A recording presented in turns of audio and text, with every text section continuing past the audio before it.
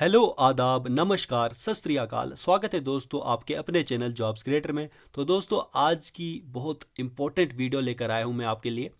ये video based रहेगी accountancy के ऊपर, जिसमें आपको मैं इस वीडियो में आज 50 ऐसे फैक्ट्स बताऊंगा, 50 ऐसे एक्सेप्शंस बताऊंगा जो आपको कुछ चीज़ें उसमें पता होंगी, कुछ चीज़ें आपको नहीं पता होंगी। तो आप वीडियो को ज़रूर अंत तक देखेंगे और बहुत इंपॉर्टेंट चीज़ें इस वीडियो में आपको पता चलेंगी। तो आप वीडियो को आखिर तक ज़रूर देखें। कुछ चीज़ें आपको ज़रूर पता होंगी, पर ये आपके रिवीजन के लिए वीडियो जो है अकाउंटेंसी के ऊपर बहुत इंपॉर्टेंट है।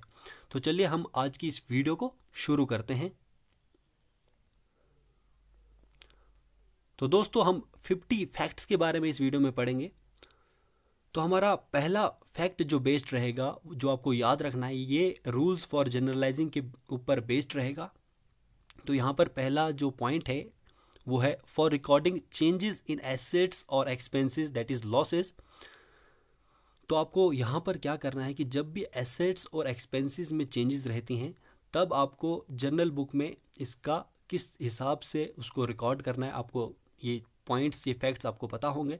तो यहाँ पर आपको क्या करना है कि जब इंक्रीज इन एसेट होगा तब आपको डेबिट करना है, और जब एसेट में डिक्रीज रहेगा तब आपको क्रेडिट करना है। ये बहुत सिंपल पॉइंट है, आपको पता ही रहेगा ये। दूसरा पॉइंट है इंक्रीज इन एक्सपेंसेस को आपको डेबिट करना है और डिक्रीज इन एक्सपेंसेस को आपको क्रेडिट करना है। तो ये पॉइंट दो आपने याद रखने हैं, ये बहुत इंपॉर्टेंट पॉइंट्स हैं। तो अब हम अगले फैक्ट की तरफ मूव करेंगे।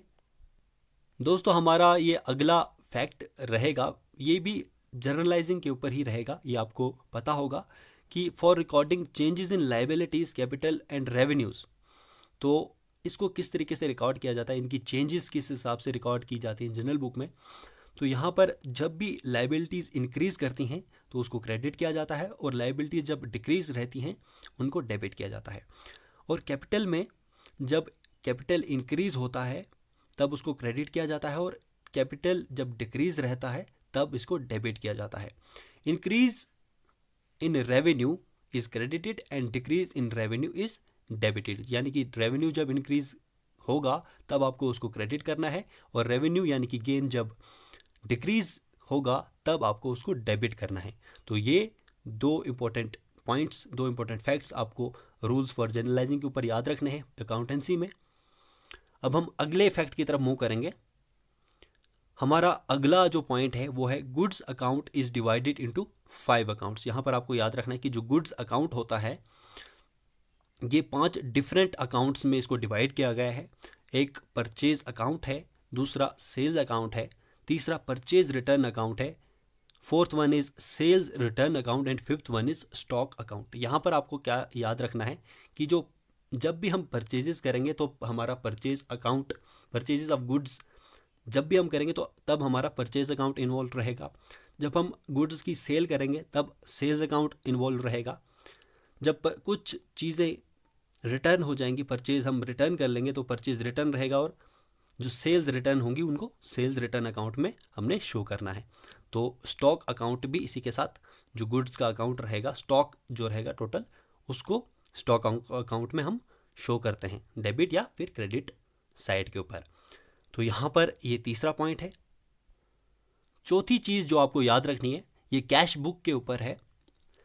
तो यहाँ पर आपको ये याद रखना है कि bank column of cash book can have credit balance also because of overdraft taken from the bank.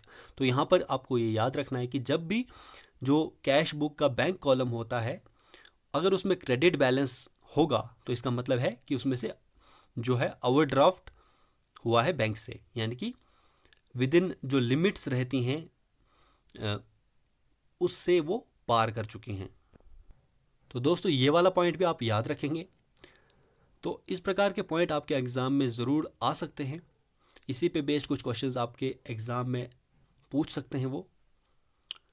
अगला पॉइंट जो आपको याद रखना है वो है check received and deposited on the same day, entry recorded on the bank column of the cash book on receipt side. तो यहाँ पर आपको ये याद रखना है कि जब भी चेक रिसीव होगा और डिपॉजिट भी होगा सिमिलर डे पे, जिस दिन रिसीव होगा उसी दिन इसको अगर हम डिपॉजिट करेंगे बैंक में, तो इसमें जो एंट्री जो रिकॉर्ड करेंगे हम, वो हम रिकॉर्ड करेंगे बैंक कॉलम में of cash book on receipt side. Receipt side के ऊपर हम इसको बैंक कॉलम में कैश बुक के इसको रिकॉर्ड करेंगे। तो ये पॉइंट आपको याद रखना है जब सेम डे पे डिपॉजिट भी होगा चेक। पर अगर चेक डिपॉजिट होगा अनदर डे पर, मतलब तब क्या होगा, तब हमने कैश को हमने ट्रीट करना है, कैश रिसीव्ड को हमने एज अ ट्रीट करना है कि कैश हमें रिसीव हो चुका है, और हम इसको रिकॉर्ड करेंगे कैश कॉलम में on receipt side of the cash book. ये पॉइंट पे आपको याद रखना है।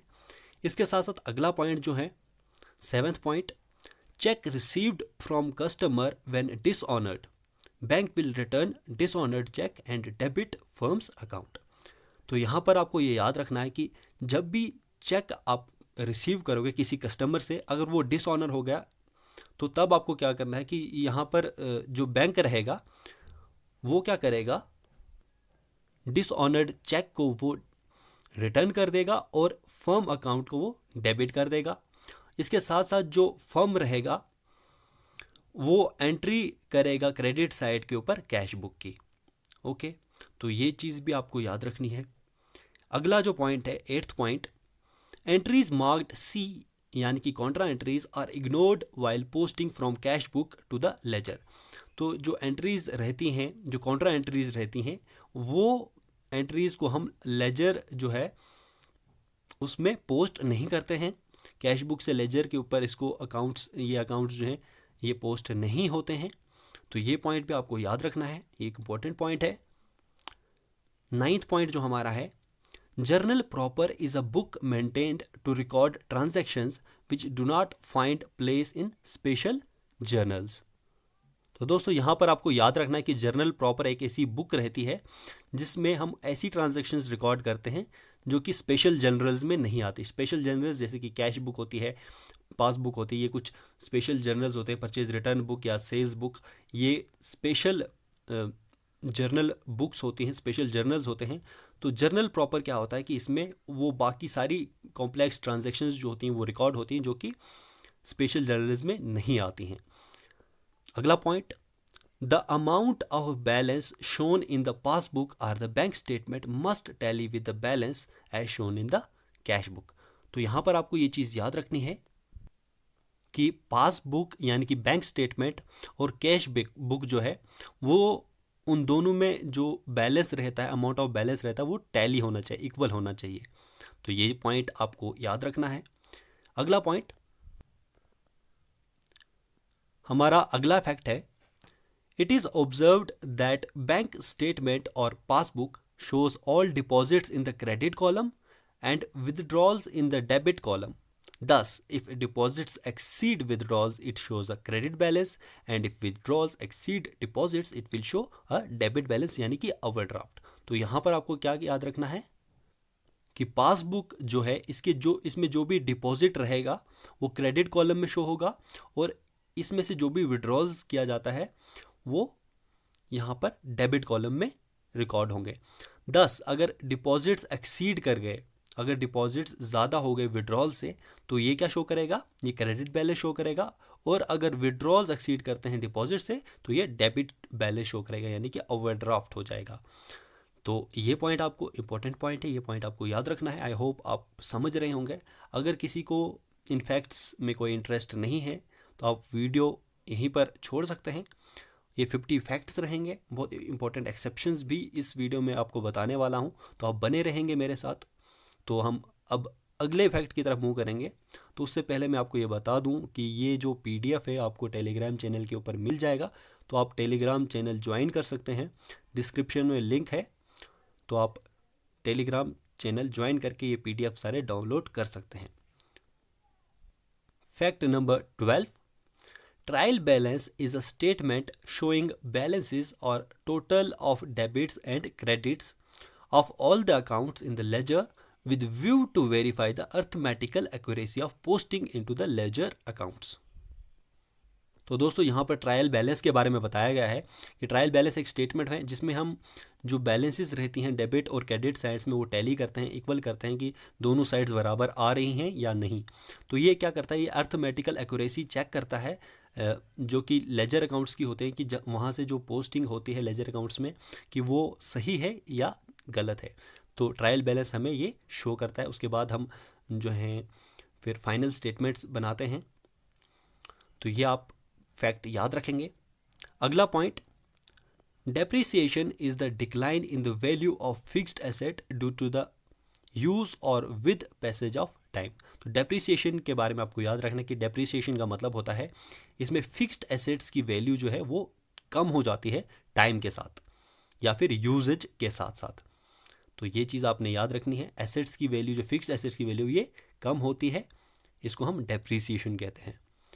अगला point, 14th fact, depletion is the extraction of natural resources like mines, queries etcetera that reduces availability of quantity of the material और asset. तो यहाँ पर डिप्लीशन को आपको याद रखना है कि डिप्लीशन का क्या मतलब है।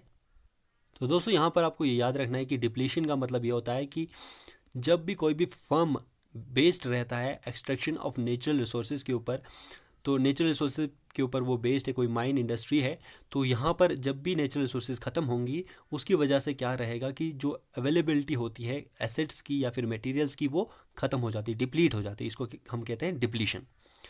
अगला पॉइंट है amortisation refers to the writing of the cost of intangible assets like patents, copyright, trademarks, franchises, goodwill which have utility for a specific period of time.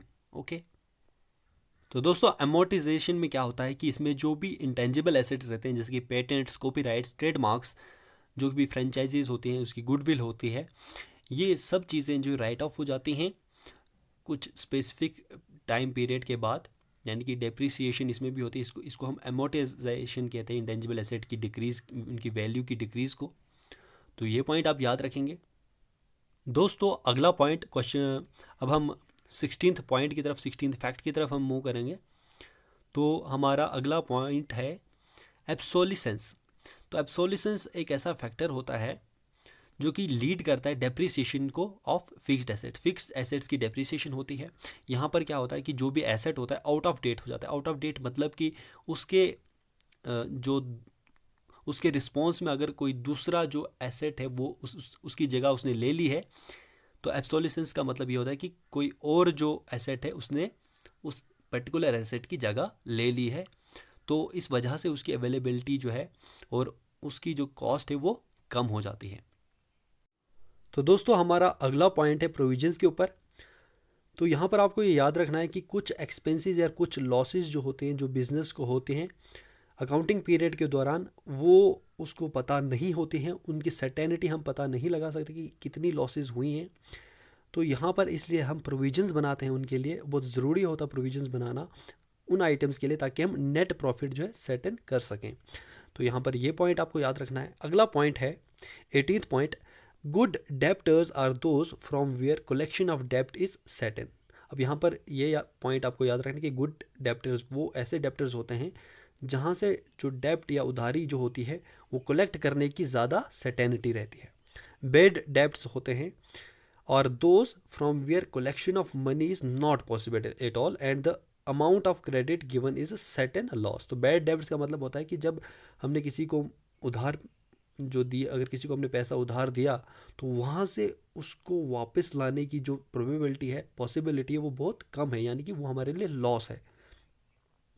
अगला पॉइंट 20th पॉइंट है, doubtful debts are those who may pay but business firm is not sure about the collection of full amount from them. तो doubtful debts का मतलब ये है कि यहाँ पर जो है कुछ ऐसे ये डेब्ट्स हैं जो पे कर सकते हैं पर बिजनेस फर्म जो है ये श्योर नहीं है इसके बारे में कि वो पूरा अमाउंट जो है कलेक्ट कर पाएंगे या नहीं कर पाएंगे उनसे।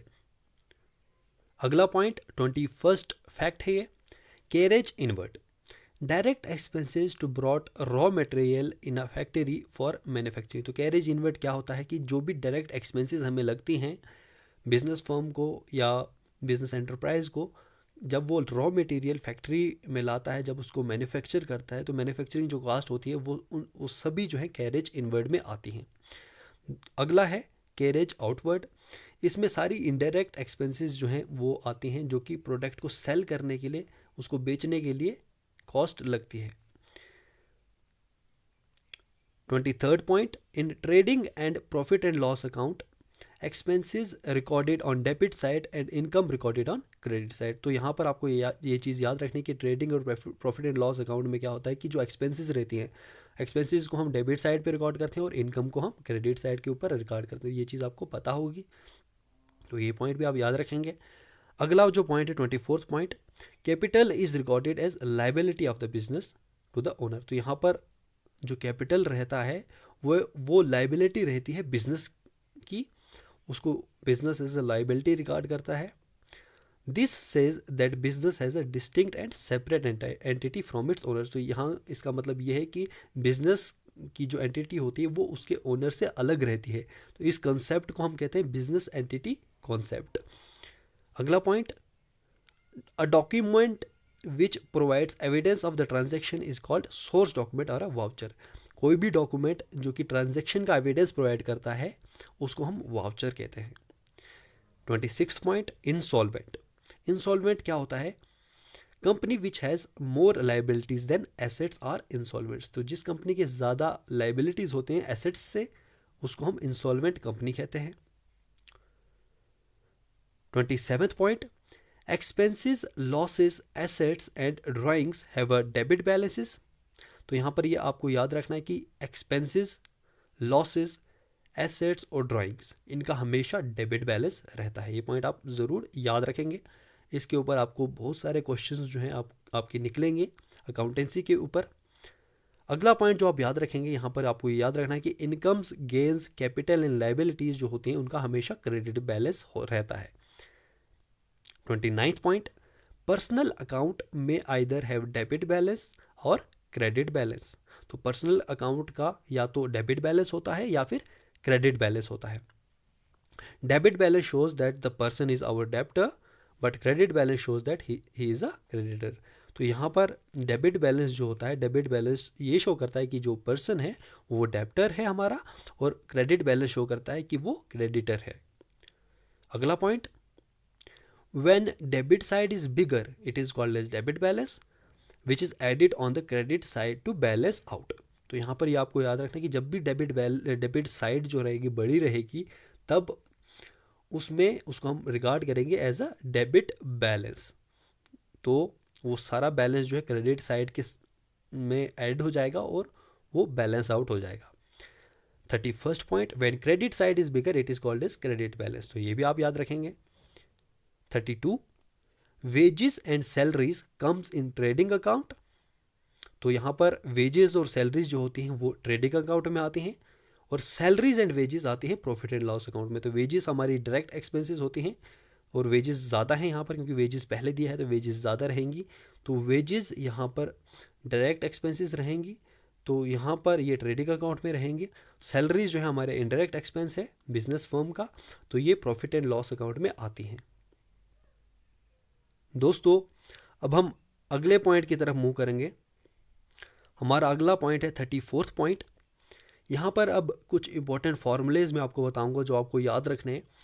अगर ये फार्मूले आपने याद किए होंगे तो बहुत सारे क्वेश्चंस आपको निकल जाएंगे।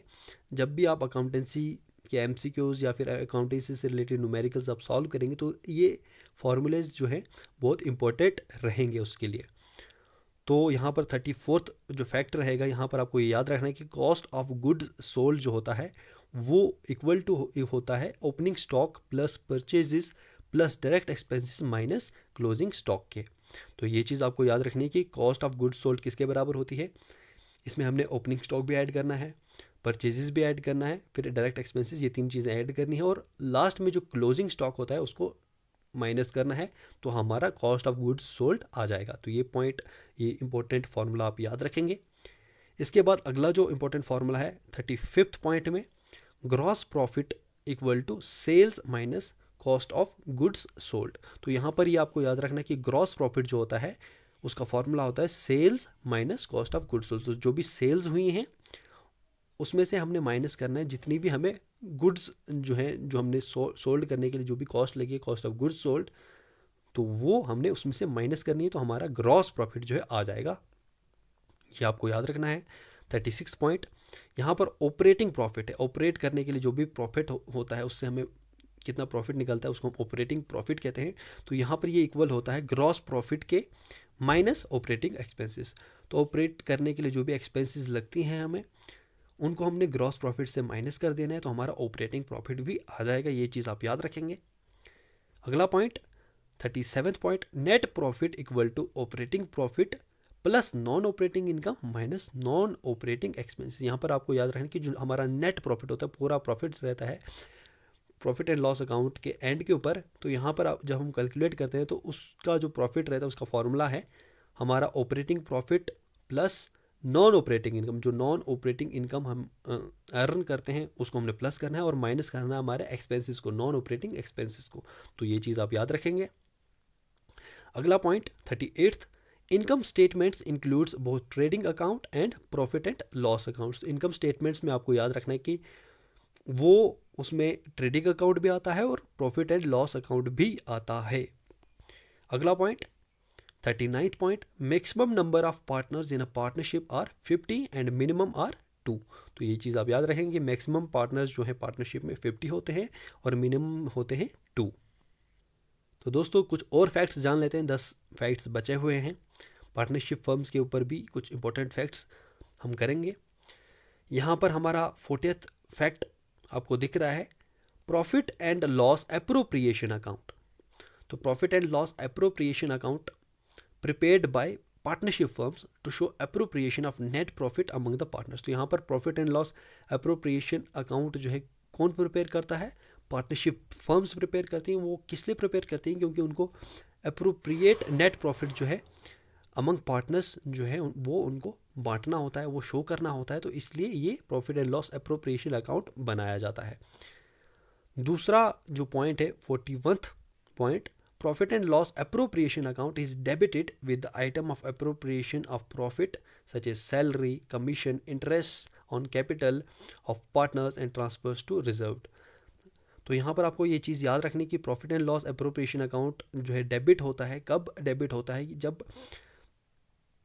अप्रोप्रिएशन ऑफ प्रॉफिट जैसे कि सैलरीज, कमीशन, इंटरेस्ट जो कैपिटल पे लगता है पार्टनर्स की, वो सारी चीज़ें जो हैं वो डेबिट साइड में आती हैं profit and loss appropriation account के। और ट्रांसफर जो होते हैं रिजर्व में वो भी डेबिट साइड में आते हैं P&L अप्रोप्रिएशन अकाउंट में।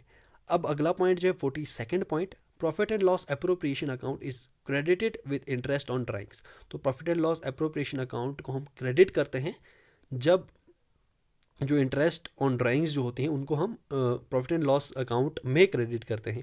तो इंटरेस्ट ऑन ड्राइंग जो होती है वो क्रेडिट साइड के ऊपर आती है profit and loss appropriation account में। तो ये चीज़ भी आप याद रखेंगे। अगला point 43rd point, capital accounts divided into 2। तो कैपिटल अकाउंट्स के बारे में हम पढ़ेंगे। अब कैपिटल अकाउंट्स क्या होते हैं कि कैपिटल अकाउंट्स यहाँ पर 2 पार्ट्स में, 2 डिविजन्स में बंटा हुआ है। एक होता है फिक्स्ड कैपिटल अकाउंट और second one is fluctuating capital account. तो ये चीज़ आप याद रखेंगे। तो फिक्स्ड कैपिटल अकाउंट में क्या होता है, यहाँ पर 2 accounts are maintain for each partner, that is fixed capital account और दूसरा करंट अकाउंट। तो फिक्स्ड कैपिटल अकाउंट में क्या होता है कि यहाँ पर 2 अकाउंट्स मेंटेन होते हैं, एक तो फिक्स्ड कैपिटल अकाउंट और दूसरा करंट अकाउंट। और फ्लक्चुएटिंग कैपिटल अकाउंट में क्या होता है, सिर्फ एक ही अकाउंट मेंटेन होता है हर पार्टनर के लिए, ईच पार्टनर के लिए, उसको हम कहते हैं कैपिटल अकाउंट। दोस्तों हम आखिरी पड़ाव के ऊपर आ चुके हैं इस वीडियो के, हमारे आखिरी 5 इंपॉर्टेंट फैक्ट्स। तो 46th के ऊपर हम मूव करेंगे। Interest on partners drawing under fluctuating capital account is debited to partners capital account. यहाँ पर आपको याद रखना है कि जो इंटरेस्ट लगता है पार्टनर्स की ड्राइंग के ऊपर अंडर फ्लक्चुएटिंग कैपिटल अकाउंट वो डेबिट होता है to partners capital account. Partner के कैपिटल अकाउंट में वो डेबिट किया जाता है। जब भी इंटरेस्ट पार्टनर की ड्राइंग्स पे लगेगा वो डेबिट होगा पार्टनर की कैपिटल अकाउंट में। Goodwill is the reputation of the business from which it earns extra income. तो गुडविल क्या होती है? बिजनेस की रेपुटेशन होती है जहाँ से वो एक्स्ट्रा इनकम अर्न करता है। ये चीज़ भी आप याद होगी आपको ये चीज़। अगला point 48th, goodwill equal to average profit into number of years of purchase. तो यहाँ पर जब गुडविल को हम कैलकुलेट करते हैं तो एवरेज प्रॉफिट मेथड से हम कैलकुलेट करते हैं। तो एवरेज प्रॉफिट मेथड में सबसे पहले हम गुडविल को कैसे कैलकुलेट करते हैं, वो हम कैलकुलेट करते हैं एवरेज प्रॉफिट निकाल के उसको मल्टीप्लाई करते हैं number of years of purchase के साथ। तो अब एवरेज प्रॉफिट क्या होता है? एवरेज प्रॉफिट हमारे 49th फैक्ट में दिया गया है। एवरेज प्रॉफिट होता है total profit upon total number of years. तो जितना टोटल प्रॉफिट रहता है हमारा, उसको हम टोटल नंबर ऑफ ईयर्स से डिवाइड करते हैं, तो हमारा एवरेज प्रॉफिट आ जाता है। तो ये इंपॉर्टेंट चीज़ आप याद रखेंगे पार्टनरशिप से रिलेटेड। आखिरी जो पॉइंट है 50th point, sacrifice equal to old share minus new share. तो यहाँ पर आपको याद रखना है कि सेक्रीफाइस जो होता है, जब भी कोई पार्टनर कोई सेक्रीफाइस करता है अपना अमाउंट, तो उसका जो शेयर होता है अपना सेक्रीफाइस करता है, तो उसका फार्मूला होता है ओल्ड शेयर जो होता है उसको हमने माइनस करना होता है नए शेयर से, तो उतना वो शेयर जो है उसने सेक्रीफाइस किया होता है। तो ये इंपॉर्टेंट 50 फैक्ट्स आपने कर लिए हैं, बहुत इंपॉर्टेंट फैक्ट्स थे ये। तो दोस्तों आई होप कि ये वीडियो आपको पसंद आई होगी, आपने इंपॉर्टेंट ये जो फैक्ट्स हैं याद रखे होंगे। अब आपको क्या करना है कि अगर आपको ये PDF डाउनलोड करना है तो टेलीग्राम चैनल पर आप आ जाएंगे। टेलीग्राम चैनल का लिंक जो है आपको डिस्क्रिप्शन बॉक्स में मिल जाएगा, वहाँ से आप इस जो PDF को डाउनलोड कर सकते हैं। इसके साथ साथ आपको बहुत सारे PDF जो है मॉक टेस्ट के भी PDF आपको वहाँ पे फ्री में आपको मिल जाएंगे। तो आप टेलीग्राम चैनल ज़रूर ज्वाइन करेंगे। तो अब हम मिलेंगे अगली वीडियो में। इसी प्रकार की कुछ वीडियोस मैं लाता रहूँगा और आप बने रहेंगे मेरे साथ। तो मिलते हैं अगली वीडियो में, तब तक के लिए बाय बाय, जय हिंद।